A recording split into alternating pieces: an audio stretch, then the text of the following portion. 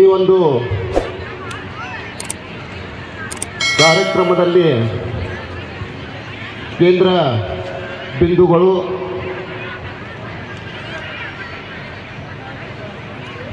ಕಾರ್ಯಕ್ರಮದ ನಾನು ಮೊನ್ನೆ ಬಂದಿದ್ದೆ. 3 ದಿವಸ ಕಾರ್ಯಕ್ರಮ ಇದೆ, 5 ದಿವಸ.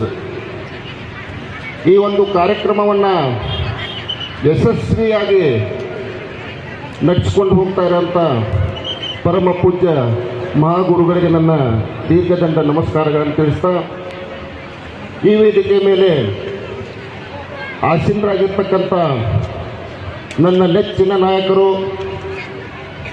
ರಾಜ್ಯ ಕಂಡ ಅಪ್ರತಿಮ ನಾಯಕರು, ಮಾಜಿ ಉಪಮುಖ್ಯಮಂತ್ರಿಗಳು, ಅಥಣಿ ಕ್ಷೇತ್ರದ ಜನಪ್ರಿಯ ಶಾಸಕರಾಗಿರ್ತಕ್ಕಂಥ ಲಕ್ಷ್ಮಣಣ್ಣ ಸವದಿ ಸಾಹೇಬ್ರೆ,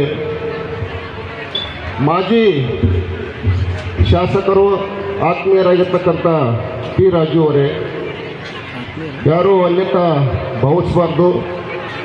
ವೇದಿಕೆ ಮೇಲೆ ಆಸೀನರಾಗಿರ್ತಕ್ಕಂಥ ಎಲ್ಲ ಗಣ್ಯಮಾನ್ಯರೇ, ಯಾವತ್ತಿಗೂ ನೆರೆದಿರ್ತಕ್ಕಂಥ ಕೆಮಲಾಪುರ ಗ್ರಾಮ ಮತ್ತು ಸುತ್ತಮುತ್ತಲಿನ ಗ್ರಾಮದಿಂದ ಬಂದಿರತಕ್ಕಂಥ ಎಲ್ಲ ನನ್ನ ಜೈನ ಸಮುದಾಯದ ಎಲ್ಲ ಜನರೇ,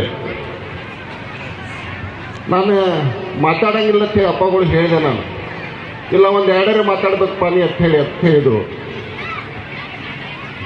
ನಾನು ಚುನಾವಣೆಗಿಂತ ಮುಂಚೆ ಹೋದದ್ದು ಅವ್ರ ಕಡೆ ಹೋಗಿದ್ದು. ನಾನು ಹೋದಾಗ ನನ್ನ ಪರಿಚಯನೂ ಇದ್ದಿದ್ದಿಲ್ಲ ಅವರಿಗೆ. ದೂರಿಂದ ನೋಡಿದ್ರು, ಯಾರನ್ನ ಎತ್ತು ಕೇಳಿದ್ರು ಅವರು, ಹಿಂಗಿರಪ್ಪರ ನಾ ಹಿಂಗೆ ಎಲೆಕ್ಷನ್ ಲಕ್ಷ್ಮಿ ಅಕ್ಕ ಇದ್ರು ಕಾಣ್ತೈತ್ರಪ್ಪ, ಲಕ್ಷ್ಮಿ ಅಕ್ಕ ಇದ್ದರೆ ಲಕ್ಷ್ಮಿ ಅಕ್ಕ ಹೇಳಿದ್ರು, ಹಿಂಗೆ ನಮ್ಮ ಕುರ್ಚಿ ಅವರ ಪ್ರಯತ್ನ ಮಾಡತ್ತಾರ, ಅದಕ್ಕೆ ನಿಮ್ಮ ಆಶೀರ್ವಾದಕ್ಕೆ ಬಂದಾರ ಅಂತೇಳಿ ಹೇಳಿದ್ರು. ಅವಾಗ ಅಪ್ಪಗಳ ಹಿಂದೂ ನೋಡಲಿಲ್ಲ ಮುಂದೆ ನೋಡಲಿಲ್ಲ, ನೀವು ಮುಂದಿನ ಸಲ MLA ಇರ್ತಿ ಅಂತ ಹೇಳಿದರು. ಮುಂದಿನ ಸಲ ನೀವು 100ಕ್ಕೆ 100 MLA ಆಗ್ತಿ ಅಂತ ಹೇಳಿದರು. ಅದಕ್ಕೆ ನನಗೆ ಅವಾಗ ಪಿ ರಾಜು ಅವರ ಸ್ವಲ್ಪ ಪರಿಚಯ ಇಲ್ಲಾಗಿರೋಂಥವ್ರು. ಈಗ ನನಗೇನು ಸಮಸ್ಯೆ ಬರಾಕೈತಂದ್ರೆ ಇಬ್ಬರು ಪರಿಚಯ ಆಗಿದ್ದೀವಿ. ನಾವಿಬ್ಬರು ಕೂಡ ಏನು ಆಶೀರ್ವಾದಕ್ಕೆ ಹೋಗೋರಿನಲ್ಲಿ, ನೀವು ಯಾರಿಗೆ ಆಶೀರ್ವಾದ ಮಾಡೋರಪ್ಪರೇನೆ. ಅದಕ್ಕೆ ನಾನು ಜಾಸ್ತಿ ಏನು ಮಾತಾಡೋಕ್ಕೆ ಹೋಗಿಲ್ಲ. ತಾವು ಕಳೆದ ಒಂದು ವಿಧಾನಸಭಾ ಚುನಾವಣೆಗೆ ನನ್ನ ಸಾಕಷ್ಟು ಬೆಂಬಲ ಕೊಡುವಂಥ ಕೆಲಸ ಮಾಡಿದಿರಿ. ಆ ಬರ್ತಕ್ಕಂಥ ಏನು ಇನ್ನೂ ಒಂದು 3-3.5 ವರ್ಷ ನಮ್ಮ ಅವಧಿ ಐತಿ.